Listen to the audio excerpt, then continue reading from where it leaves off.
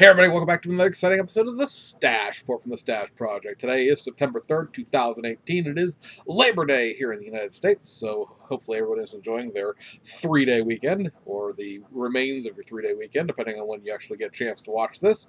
Or if it's, hey, it's the middle of the week, hope you had a good 3-day weekend.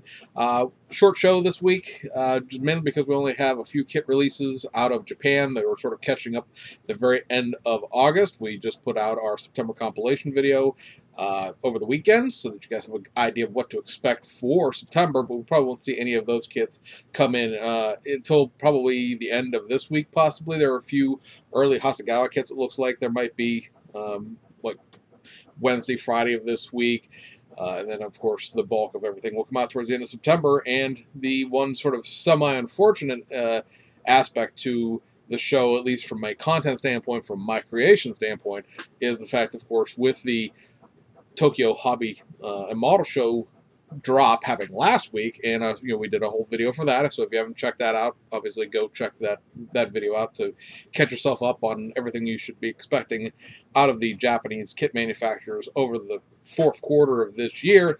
It does make it a little, content light for me, because there aren't going to really be any new kit announcements for the rest of the year in terms of the monthly releases. I would expect Hasegawa will probably drop a couple of more just spot run reissues of things in as we go along. And Aoshima, of course, will do the same thing with their spot reissues of their restocks. But as far as having honest-to-God new kits to talk about announcement-wise, I would not expect anything other than perhaps BMAX kits that are, date-wise, we don't really know. But at this point, even with the Lancia Super Delta being the S4 being the December, I don't believe there are any right there on the edge pending BMAX kits right now. The kits that are coming would be things that are 2019 and beyond, even within the release in China first and then in Japan. So, just basically hanging on, waiting for the show so we can talk about more in-depth stuff with those kits that were announced, as far as seeing contents, parts, runners, and things like that at the show at the end of September.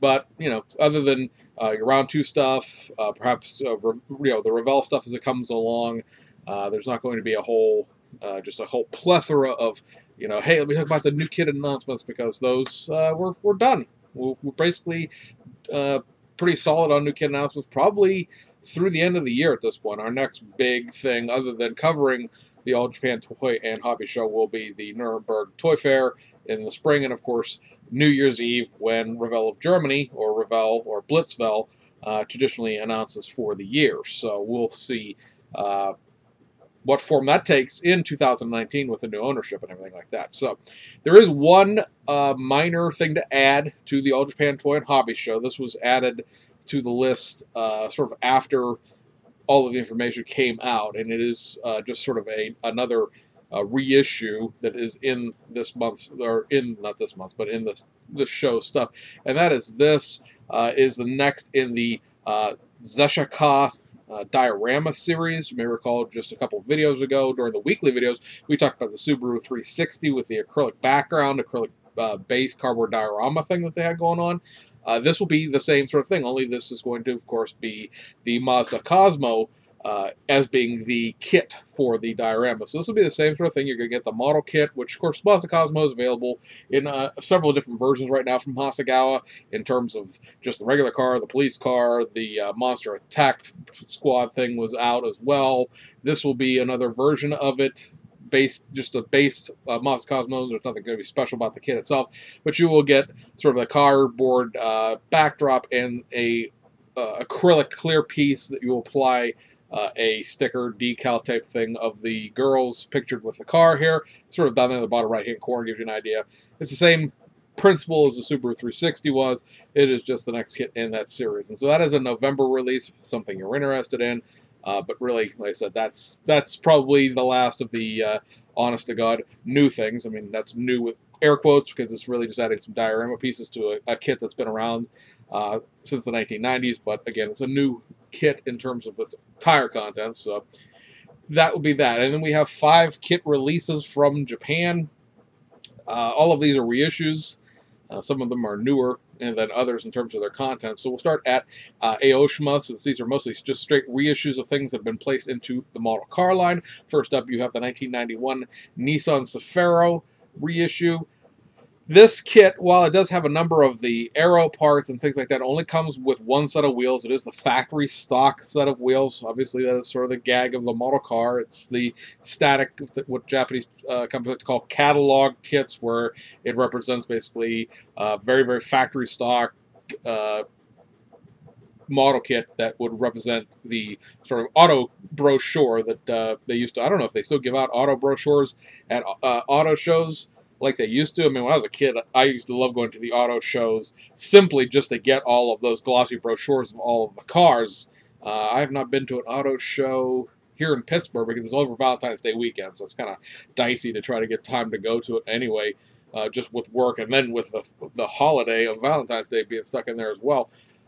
It may be 8 years since I've gone to an auto show, and I know they're still giving brochures back then. I don't know if they still do or not, but that's the whole idea behind a catalog spec, is sort of the idea that it's very, very base factory stock, well, not so much base, but just very factory stock kit that you would sort of represent the brochure from a manufacturer. So this kit does have an RB Det engine insert in it. It is the old gag where you have to cut the hood out of the model and then replace it.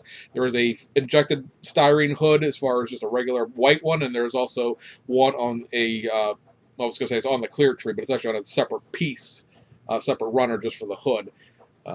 But, you know, if you want to add the engine insert, you can. Other than that, it's a motorized kit, or not motorized, but formerly motorized generic chassis kit. The interior and the body are new-ish. The chassis is from the 1980s, and this kit has been reissued a number of times since we've been doing the show. This is just basically a reboxing into the model car lineup series. So there's that. Next up, we have the 1992 Toyota Mark II. This could be built either basically as a Mark II Grande or a Mark II Avant G, or Super Lucid, I guess would technically be the terms. The Tourer 5, no, excuse me, it's an Avant G or a Super Lucid. Or not Super Lucid, but a Tourer 5. Mark II Tourer 5. Tourer 5 is the top one on the box art with the spoiler and the 5-spoke wheels. The Super Lucid, or the Avant G, depending on which set of decals you would put on it, is the white pearl one on the bottom with the sort of fancier, if you will, it would be 7-spoke wheels. Parts content between the two is relatively the same. The wheels are obviously different. There are two different sets of wheels. There are some small ground effects pieces that you add to the Tourer 5, along with obviously the back spoiler that's on the car. But other than that, the two cars are pretty much identical. A lot of what's going on in this kit in terms of the choice between the two is decals for the badging and the scripts and stuff like that, the different wheels. I believe there's two different steering wheels between the two of them. But, you know, overall, it's, again, very factory stock, very catalog specification model kits. This would be the first time that the Avant G Super Lucid version of this has been available for a little while. The Mark II Tourer 5 has come out a number of times. I happen to have one somewhere. I'm looking.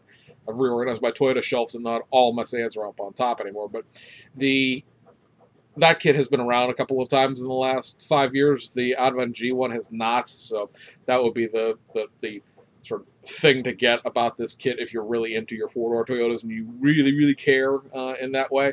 But otherwise, it's just a rebox into the model car lineup. And then last but not least from Aoshima for the month of August is this. This is the Nissan President / Infiniti Q45 1989 kit.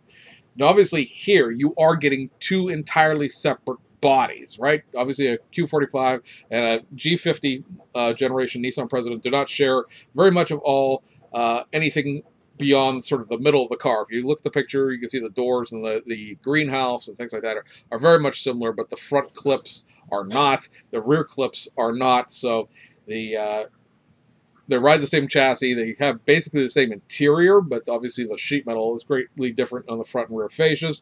Really from the back doors, or from the back glass and the front glass, you know, all the sheet metal on the front and the back of the cars are different. So you do get two bodies. So if nothing else, you get a spray paint mule, or not spray paint, but a painting mule for whichever of these you don't choose, as there is only one chassis and only one interior in the kit. The choice is between the bodies. Obviously, there are different wheels for each of these different vehicles. The interior itself is a JDM only interior. The Infiniti Q45 that had the left-hand drive interiors was an American Satco import with their resin dashboard added to it. There is no actual left-hand drive injected molded dashboard and scuttle panel for a US spec Infiniti. Fujimi does have that. You have to go dig for that kit, though, because that kit has been out of production for a while. The last couple of times the Infiniti Q45 has gotten reissued by Fujimi, it has not had the left-hand drive parts in it either. You need to go look for one of the vintage, if you will, vintage ones that were imported by Model Rectifier back when that was a big concern and how most of Fujimi kits got into the United States.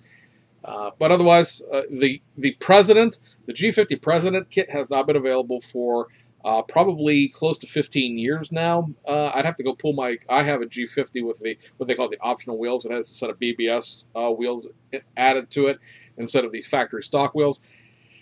I'm going to pull it for the copyright on that, but I want to say it's like 90, maybe like 2002, 2003, so it's right around that 15-year mark. Yeah, so if you're interested in that, it's something, like I said, that has not been available for a little while. The Infiniti has had a release since then, but it's been a number of years as well. So that covers Aoshima. Look over to Hasegawa, which had two kits come out at the end of the month of August that are mildly modified reissues. First up is the 1968 BMW 2002 Ti. Now, if you did not get the rally car specification version of the BMW 2002, this kit has a lot of new parts in it. If you've gotten the BMW 2002 rally car, then this kit has headrests, and that's the only different parts that are included from the rally kit. So it's kind of, you know, I try to talk about it without talking about it too long, you know, if you get what I'm saying. This kit is molded in silver, so it is molded in color as far as the body goes. The big thing here, comparatively speaking, between this kit and the original BMW 2000 Ti kit, the first one that came out, is the fact that this has a different set of wheels with the sort of dog dish, if you will, BMW hubcaps and steel wheels. It has all of the 2002 Ti scripting. The Tii was a slightly different engine. This is an earlier version, a 1968 version. A lot of the pieces that make the early version were actually in the other kit. You may recall it had like two sets of rearview mirrors and a couple of different sets of tail lights and things like that. So a lot of these parts have been in the kits, but you just didn't use them, or depending on which year and specification of the way the kit did, you didn't use them. But the one new part to this kit that was tooled up are headrests. The 1968 headrests were different than the 1967 headrest, or I should say the 1973 headrest, because those were what really came with the original kit. So that's really the only thing, is the headrests make this car specifically as old as it is. Most of the rest of these parts were in, like I said, either the rally kit or the original one in the first place. How many BMW 2002s do you need? I don't know. This would be the fourth one of those kits that have been released. And again, this pretty much covers the majority of the 2002 TI, TII turbos and everything else that came out. So this may be where this train stops as far as the station goes, or they have other versions, an 1802, a 1502, go back to the previous generation of the car before this, or the generation of the car after it. So there's also a convertible version of this, and they can also make a touring race car out of this. There's a couple of different ways they can go with it, but as far as these factory stock cars go, I think we're pretty much at the end of that. And then last but not least from Hasegawa, and for this video, would be the reissue of the Isuzu Gemini. This is going to be the ZZ Handling by Lotus version, representing a 1988 car. The car is molded in this metallic green. I'm not sure that actually the kit's actually molded metallic green. It's molded in green. I'm assuming it's metallic, because these cars, and I know a lot of people will be like, it's molded in green, how am I supposed to paint it a different color? These cars, the ZZ Tuning by Lotus, only a JDM version. We obviously did not get these in the United States or anywhere else for that matter, but they were only available in British Racing Green, a throat, obviously to Lotus in general. The parts of this kit are a new, I want to say it's a new front and rear bumper. Let me check real quick, because my notebook's not right necessarily in front of me where I have the stuff written down on. But there's the wheels are obviously different. The BBS wheels that you got there, those are clearly a new set of BBS wheels that come with this kit. You can never have too many BBS wheels. What's very interesting about them is they are two-part. The rim is separate from the actual mesh center, so you do get to paint those and detail them without having to mask anything, which is always a nice thing. I'm all for the lazy building style, if you will. But yeah, you get a new front bumper, you got a new rear bumper, new exhaust system, as well as new tail lights, and obviously we mentioned the new wheels already. The kit itself, like I said, molded in metallic, is sort of a metallic green. The body, the hood, and the sprue that has things like the bumpers and things like that are all metallic, or at least a dark green. Everything else is molded in a sort of a medium, medium sort of German gray, if you will. It's the best representation I can give you of what that is, just based on if you know your Tamiya colors or not. Then medium German green is about, or German gray rather, is about where the rest of the kit is molded in. So at least you don't have to necessarily paint the interior, back to being gray from green or anything like that. That will, of course, be the now second version of the Isuzu. Got the third one coming up this fall. It's very interesting to watch Hasegawa, do these multiple version kits, just because they always tend to have just a little bit of a twist to them that makes them interesting enough for me to be suckered into purchasing. And I'm guessing that's pretty much the game plan for everybody, is just sort of, while you're not paying attention, you're all like, hey, cool. And then all of a sudden you got 4 2002s in your collection. And you're like, how did that happen? Where did these grow up out of? So anyway, guys, that wraps it up for this video. Again, hope you had a great holiday weekend. If you had a holiday weekend, I mean, believe me, I've been there with the working every weekend thing. I'm very thankful to not be doing it anymore. Very thankful that as I'm sitting here making this video, I am getting paid to not be at work. Although I probably will go in first thing in the morning tomorrow. That pretty much wraps it up. Looking in September, we got several round 2 reissues. A few interesting bits and bobs as far as the Asian manufacturers go, and look forward to, like I said, expanding upon this channel. We did that little phone video where we just talked about real quick the updates to the channels and what we were going to do. It remains to be seen exactly whether or not we're going to do a live show on Wednesday this week, which will be a couple days from now, only because we are expected to be kind of busy at work, unclogging the system from the holidays. It's very, obviously having the place closed down for 3 days rather than 2 is going to backload the system, because obviously a lot of people need to have things delivered tomorrow morning, and then a lot of places are, of course, doing massive shipments tomorrow morning, and it'll probably take the week to sort of straighten everything back out again. So we'll see how that works as far as what shifts that I'm working this week. How early I work tomorrow sort of basically be whether or not we do a show on Wednesday or not. Because if it's an early day and I can sort of get back at a decent time tomorrow night, more likely I'll get called in Wednesday morning, so there wouldn't be time. If I work later Tuesday into Wednesday morning, I could probably do the show before I go to bed, and I don't have to worry about going back into work till Wednesday night. So we shall see how that all plays out. Anyway, babbling, cut it here. Hope you guys had a good one. See you on the other side.